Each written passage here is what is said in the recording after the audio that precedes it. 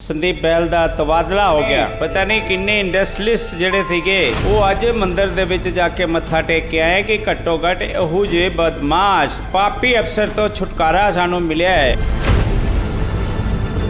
ਕਿਉਂਕਿ ਇਹੋ ਜਿਹੇ ਅਫਸਰ ਨੂੰ ਦੇਖ ਕੇ ਬਾਕੀ ਵੀ ਅਫਸਰ ਜਿਹੜੇ ਹੈਗੇ ਨੇ ਉਹ ਖਰਾਬ ਹੁੰਦੇ ਨੇ।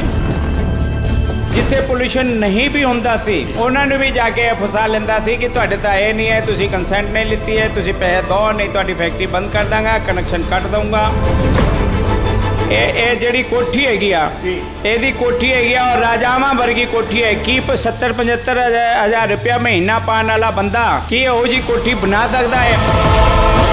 ਅਸੀਂ ਲਾਸਟ ਤੱਕ ਇਹਨਾਂ ਨੂੰ ਪ੍ਰੂਫ ਦੇਵਾਂਗੇ, ਸਭ ਕੁਝ ਰਿਕਾਰਡ 'ਚ ਦੇਵਾਂਗੇ, ਆਨ ਰਿਕਾਰਡ ਦੇਵਾਂਗੇ, ਲੇਕਿਨ ਇਹਨੂੰ ਬਿਲਕੁਲ ਇਹ ਮਹਿਕਮੇ 'ਚੋਂ ਕਢਾ ਕੇ ਹੀ ਅਸੀਂ ਸਾਹ ਲਾਂਗੇ।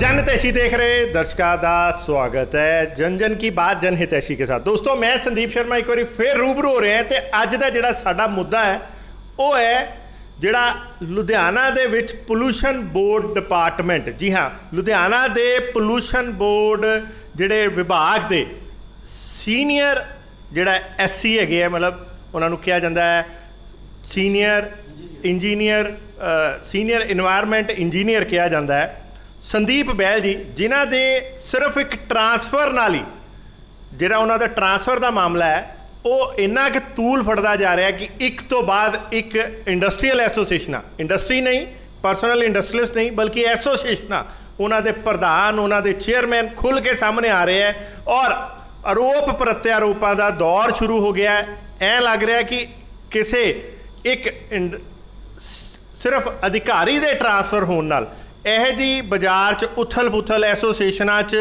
खुशी का माहौल है देख के बहुत सारिया सवालिया निशान खड़े हो रहे हैं, क्वेश्चन खड़े हो रहे हैं। ये सारे मामले च अज असीं पहुँचे हैं TR मिश्रा जी कोल, जिहड़े कि फोकल पॉइंट एसोसीएशन दे ही नहीं बल्कि फैडरेशन ऑफ ऑल इंडस्ट्रीज़ दे भी इत्थे नुमाइंदे है इन्हां दे। सो गलबात करते हैं की है मामला, इन्ना क्यों इस मामले नूं तूल मिल रहा जानना चाहांगे। नमस्कार सर। नमस्ते जी संदीप जी, बड़ा अच्छा किया अज, क्योंकि कल जिस वेले सानू व्हाट्सएप ते सारी न्यूज़ मिली कि हाँ इस तरह का हो गया, इन्हां दा संदीप बैल का तबादला हो गया तो सानू खुशी हुई।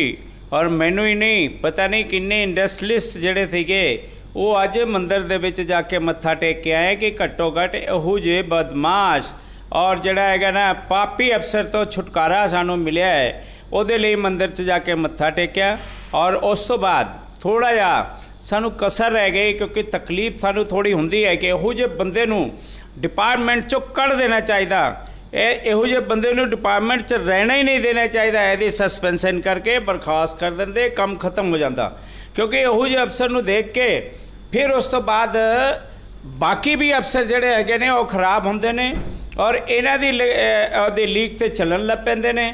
ਇਸ ਕਰਕੇ ਮੈਂ ਤਾਂ ਅੱਜ ਬਹੁਤ ਬਹੁਤ ਧੰਨਵਾਦ ਕਰਦਾ ਹਾਂ ਪ੍ਰਿੰਸੀਪਲ ਸੈਕਟਰੀ ਅਨੁਰਾਗ ਅਗਰਵਾਲ ਦਾ ਔਰ ਚੇਅਰਮੈਨ ਮਰਵਾਹਾ ਦਾ ਔਰ ਚੀਫ ਪ੍ਰਿੰਸੀਪਲ ਸੈਕਟਰੀ ਪੰਜਾਬ ਦਾ ਕਿ ਜਿਨ੍ਹਾਂ ਨੇ ਇਹੋ ਜਿਹੇ ਪਾਪੀ ਦੇ ਖਿਲਾਫ ਐਕਸ਼ਨ ਲਿੱਤਾ। एक्शन मिश्रा जी इत्थे पूछना चाहांगा सडनली, मतलब ये मामला जिद्दां तुसीं दस रहे हो ऐ लग रहा कि तुसीं अज भरे हुए हो, बहुत देर बाद इदां बेबाकी नाल तुसीं एक मुद्दा चुक्या है। ये मामला शुरुआत किदां हुई, आफ्टर ऑल की यह जी प्रॉब्लम सी? सिर्फ एक ट्रांसफर होने नाल ही तुसीं सारे इन्ने खुश महसूस कर रहे हो? इदां दे किहड़े आ तुहाडे ते इन्हां ने शिकंजा कसिया सी या की गल्लां हो रहीआं? दरअसल जी मैं एक देखिया कि जिद्दां साडे कोल पहला एक कोई हुंदे सीगे कि वो गिरोह वाले हुंदे सी माफिया, वो फिरौती मंगते सी कि इन्ना लख दे दे नहीं तेरे बच्चे नूं किडनैप कर लांगा, तैनूं किडनैप कर लांगा। ये सेम टाइप का ये कहता सी तू इन्ने पैसे दे जाएगा कि तेरी फैक्ट्री बंद करावां। ਲੱਖਾਂ ਰੁਪਏ ਬਲੈਕਮੇਲ ਕਰਕੇ ਇਹ ਲੈਂਦਾ ਸੀਗਾ। ਇਸ ਕਰਕੇ ਅੱਜ ਸਾਰੇ ਇੰਡਸਟਰੀ ਨੂੰ ਲੁਧਿਆਣਾ ਦੇ ਚਾਹੇ ਇਲੈਕਟ੍ਰੋਪਲੇਟਿੰਗ, ਡਾਈਂਗ, ਹੌਜ਼ਰੀ ਜਿੱਥੇ ਪੋਲੂਸ਼ਨ ਨਹੀਂ ਵੀ ਹੁੰਦਾ ਸੀ ਉਹਨਾਂ ਨੂੰ ਵੀ ਜਾ ਕੇ ਫਸਾ ਲੈਂਦਾ ਸੀ ਕਿ ਤੁਹਾਡੇ ਤਾਂ ਇਹ ਨਹੀਂ ਹੈ, ਤੁਸੀਂ ਕੰਸੈਂਟ ਨਹੀਂ ਲਿੱਤੀ ਹੈ, ਤੁਸੀਂ ਪੈਸੇ ਦਿਓ ਨਹੀਂ ਤੁਹਾਡੀ ਫੈਕਟਰੀ ਬੰਦ ਕਰ ਦਾਂਗਾ, ਕਨੈਕਸ਼ਨ ਕੱਟ ਦਊਂਗਾ। ਔਰ ਮਿਸ਼ਰਾ ਜੀ ਇੱਕ ਗੱਲ ਪੁੱਛਣੀ ਚਾਹਾਂਗਾ, ਜਿੱਦਾਂ ਤੁਸੀਂ ਦੱਸ ਰਹੇ ਹੋ ਇਹ ਫਿਰ ਇਹ ਸਡਨਲੀ ਇੱਕ ਦਿਨ 'ਚ ਤਾਂ ਹੋ ਨਹੀਂ ਸਕਦਾ, ਫਿਰ ਇਹ कदों का यह मामला चल रहा है तो तुसी लोगों ने पहला क्यों नहीं आवाज़ चुकी? नहीं ये मैं संदीप जी थोनों तुहाडे राही मैं पब्लिक नूं भी दसना चाहुंदा है कि मैं घट्टो घट 10 कंप्लेंटा ये खिलाफ मैं की है।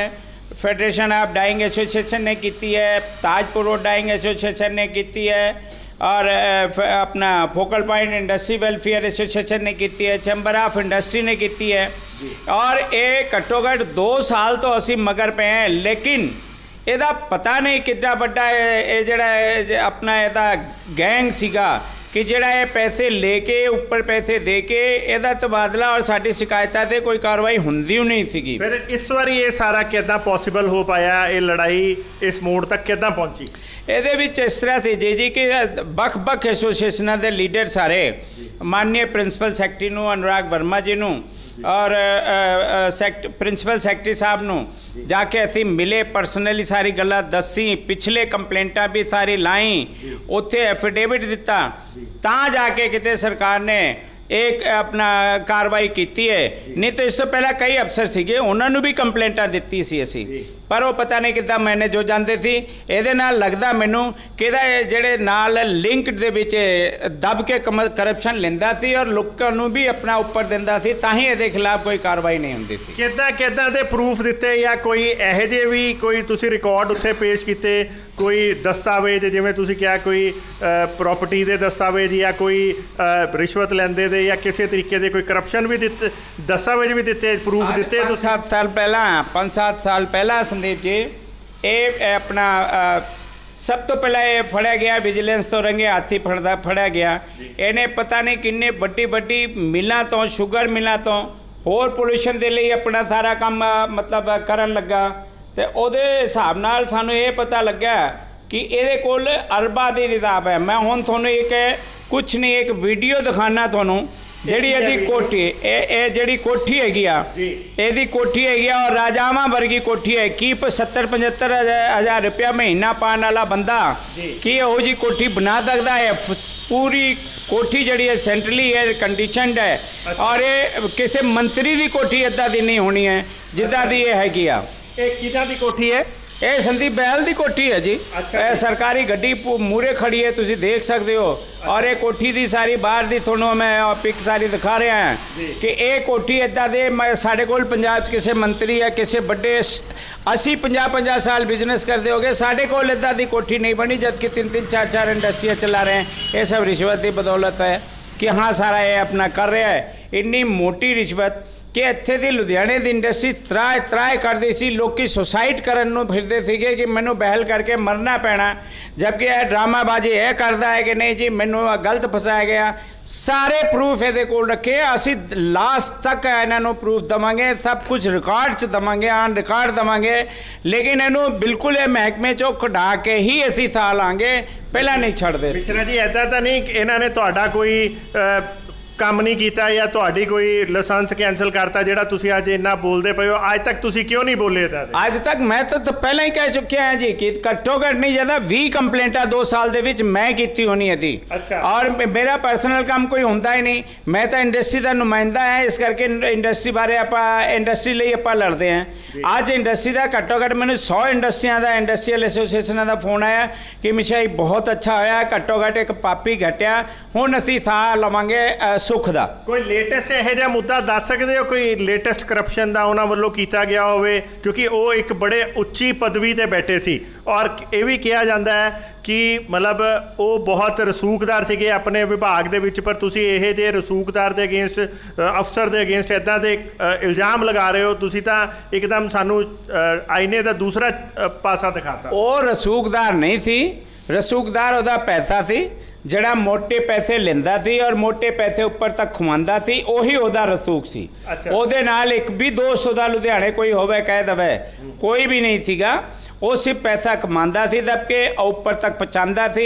ਇਹਦੀ ਚੰਡੀਗੜ੍ਹ ਵੀ ਕੋਠੀ ਹੈ, ਹੋਰ ਵੀ ਤਮਾਮ ਬੇਨਾਮੀ ਪ੍ਰਾਪਰਟੀਆਂ ਹੈਗੀਆਂ ਨੇ। ਇਹ ਸਾਰੀ ਚੀਜ਼ਾਂ ਦੀ ਜੇ ਵਿਜੀਲੈਂਸ ਜਾਂ CBI ਜਾਂਚ ਕਰੂਗੀ ਤੇ ਅਰਬਪਤੀ ਤੋਂ ਘੱਟ ਨਹੀਂ ਮਿਲੂਗਾ। ਤੇ 70-75-80 ਹਜ਼ਾਰ ਰੁਪਇਆ ਲੈਣ ਵਾਲਾ ਬੰਦਾ ਇਹ ਜਿਹੜਾ ਹੈਗਾ ਨਾ ਇੱਕ ਅਰਬਪਤੀ ਕਿਸ ਤਰ੍ਹਾਂ ਬਣਿਆ? ਮੈਨੂੰ ਕੋਈ ਵੀ ਦੱਸ ਦੇਵੇ, ਕੋਈ ਜਾਂਚ ਏਜੰਸੀ ਦੱਸ ਦੇਵੇ, ਸਰਕਾਰ ਦੱਸ ਦੇਵੇ, ਕੋਈ ਵੀ ਦੱਸ ਦੇਵੇ। ਤੇ ਇਸ ਕਰਕੇ ਅਸੀਂ ਤਾਂ ਸਾਰੀ ਚੀਜ਼ਾਂ ਇਕੱਠੀ ਕਰਕੇ ਹੁਣ ਪ੍ਰੂਫ ਲੈ ਕੇ ਜਿਹੜਾ ਆਈਓ ਬਣੂਗਾ, ਜਿਹੜਾ ਇਨਕੁਆਇਰੀ ਅਫਸਰ ਹੋਊਗਾ ਉਹਨੂੰ ਅਸੀਂ ਪ੍ਰੂਫ ਦੇਵਾਂਗੇ, ਸਾਰੀ ਚੀਜ਼ਾਂ ਦੇਵਾਂਗੇ ਤੇ ਇਹੋ ਜਿਹੇ ਗੰਦੇ ਬੰਦੇ ਨੂੰ ਮਹਿਕਮੇ 'ਚ ਨਹੀਂ ਰਹਿਣ ਦੇਵਾਂਗੇ। ਤੇ ਹੁਣ ਤੁਹਾਡੀ ਲਾਸਟ ਆਖਿਰ 'ਚ ਕੀ ਤੁਸੀਂ ਲੋਕਾਂ ਨੂੰ ਕੀ ਅਪੀਲ ਕਰੋਗੇ ਤੇ ਸਰਕਾਰ ਤੋਂ ਕੀ ਮੰਗ ਕਰਦੇ ਹੋ? ਲੋਕਾਂ ਤੋਂ ਮੈਂ ਇਹ ਅਪੀਲ ਕਰਾਂਗਾ ਕਿ ਦੇਖੋ ਜੀ, ਜਿੱਥੇ ਇਹ ਬੜਾ ਅਫਸਰ ਹੈ ਅੱਜ ਬਲੈਕਮੇਲ ਕਰਕੇ ਤੁਹਾਡੇ ਤੋਂ ਪੈਸੇ ਲੈਂਦਾ ਹੈ, ਇਸ ਕਰਕੇ ਤੁਸੀਂ ਜੇ ਕੋਈ ਪੈਸੇ ਹੁਣ ਅੱਗੋਂ ਕੋਈ ਵੀ ਅਫਸਰ ਮੰਗਦਾ ਹੈ, ਤੁਸੀਂ ਸਾਡੇ 5 7 10 ਐਸੋਸੀਏਸ਼ਨ ਦੇ ਆਗੂ ਹੈਗੇ ਨੇ, ਉਹਨਾਂ ਨੂੰ ਕੰਪਲੇਂਟ ਕਰੋ ਤੇ ਨਾਲੇ ਸਰਕਾਰ ਨੂੰ ਵੀ ਕਹਿੰਦਾ ਹੈ ਕਿ ਜੇ ਵਪਾਰੀਆਂ ਦੀ ਕੰਪਲੇਂਟਾਂ ਜਾਂਦੀਆਂ ਉਹਦੇ ਤੇ ਕਾਰਵਾਈ ਕੀਤੀ ਜਾਣੀ ਚਾਹੀਏ, ਨਾ ਕਿ ਉਹਨੂੰ ਡਸਟਬਿਨ ਦੇ ਵਿੱਚ ਸੁੱਟ ਦੇਣਾ ਚਾਹੀਦਾ ਹੈ। ਜੇ ਅੱਗੋਂ ਸਰਕਾਰ ਵੀ ਇੱਦਾਂ ਦੇ ਕਰਪਸ਼ਨ ਵਾਲੇ ਬੰਦੇ ਦੇ ਖਿਲਾਫ ਕਾਰਵਾਈ ਨਹੀਂ ਕਰੂਗੀ ਤੇ ਸਾਡੀ ਸਾਰੀ ਸਮੂਹ ਇੰਡਸਟਰੀ ਫਿਰ ਅੰਦੋਲਨ ਕਰਨ ਲਈ ਮਜਬੂਰ ਹੋ ਜਾਊਗੀ। ਧੰਨਵਾਦ ਜੀ, ਧੰਨਵਾਦ। ਤੇ ਦੋਸਤੋ ਇਹ ਸੀਗੇ ਟੀ.ਆਰ. ਮਿਸ਼ਰਾ ਜੀ, ਜਿਨ੍ਹਾਂ ਨੇ ਬਹੁਤ ਹੀ ਹੈਰਾਨੀਜਨਕ ਖੁਲਾਸੇ ਕੀਤੇ ਹੈ, ਜਿਹੜੇ ਕਿ ਪੋਲੂਸ਼ਨ ਕੰਟਰੋਲ ਬੋਰਡ ਦੇ ਐਸਸੀ ਸੰਦੀਪ ਬਹਿਲ ਦੇ ਖਿਲਾਫ ਇਹਨਾਂ ਨੇ ਤੁਹਾਨੂੰ ਸਾਹਮਣੇ ਇਹਨਾਂ ਨੇ CBI ਜਾਂਚ ਦੀ ਵੀ ਮੰਗਾਂ ਕੀਤੀਆਂ ਔਰ ਇਹਨਾਂ ਨੇ ਦੱਸਿਆ ਕਿ ਉਹਨਾਂ ਦੇ ਕੋਲ ਬਹੁਤ ਸਾਰੀ ਬੇਨਾਮੀ ਪ੍ਰਾਪਰਟੀਜ਼ ਹੈ ਔਰ ਇਹ ਵੀ ਦੱਸਿਆ ਕਿ ਕਿੱਦਾਂ ਉਹ ਟ੍ਰੇਡ ਤੇ ਇੰਡਸਟਰੀ ਦਾ ਸ਼ੋਸ਼ਣ ਕਰਦੇ ਸੀ। ਇਹੋ ਜਿਹੇ ਵੀ ਉਹਨਾਂ ਤੇ ਆਰੋਪ ਲੱਗੇ ਹੈ। ਫਿਲਹਾਲ ਜਦ ਤੱਕ ਜਾਂਚ ਨਹੀਂ ਹੁੰਦੀ ਸਾਨੂੰ ਨਹੀਂ ਪਤਾ ਇਹਦੇ ਮਾਮਲੇ 'ਚ ਕਿੱਥੇ ਤੱਕ ਕੀ ਸੱਚਾਈ ਹੈ, ਪਰ ਜਿਹੜੇ ਆਰੋਪ ਲੱਗੇ ਆ ਉਹਨਾਂ ਨੂੰ ਅਣਦੇਖਾ ਨਹੀਂ ਕੀਤਾ ਜਾ ਸਕਦਾ। ਔਰ ਇਹਨਾਂ ਨੇ ਇਹ ਵੀ ਦੱਸਿਆ ਕਿ ਉਹਨਾਂ ਦੇ ਚੰਡੀਗੜ੍ਹ ਤੱਕ ਤਾਰ ਸੀਗੇ, ਉਹ ਤਾਰ ਕਿੱਥੇ ਤੱਕ ਜੁੜਦੇ ਆ। ਹੋ ਸਕਦਾ ਜਿੱਦਾਂ ਮਿਸ਼ਰਾ ਜੀ ਹੋਰੀ ਪਿੱਛੇ ਲੱਗੇ ਹੋਏ ਆ, ਉਹ ਵੀ ਕਿਸੇ ਨਾ ਕਿਸੇ ਦਿਨ ਉਹਨਾਂ ਦਾ ਵੀ ਖੁਲਾਸਾ ਹੋਵੇ ਤੇ ਅਸੀਂ ਉਸ ਰਿਪੋਰਟ ਨੂੰ ਵੀ ਤੁਹਾਡੇ ਨਾਲ ਸਾਂਝਾ ਕਰਨ 'ਚ ਬਹੁਤ ਖੁਸ਼ੀ ਮਹਿਸੂਸ ਕਰਾਂਗੇ। ਫਿਲਹਾਲ ਤੁਹਾਡੇ ਤੋਂ ਅਲਵਿਦਾ ਲੈਂਦੇ ਹਾਂ। ਦੇਖਦੇ ਰਹੋ, ਬਨੇ ਰਹੋ ਜਨ ਹਿਤੈਸ਼ੀ। ਧੰਨਵਾਦ।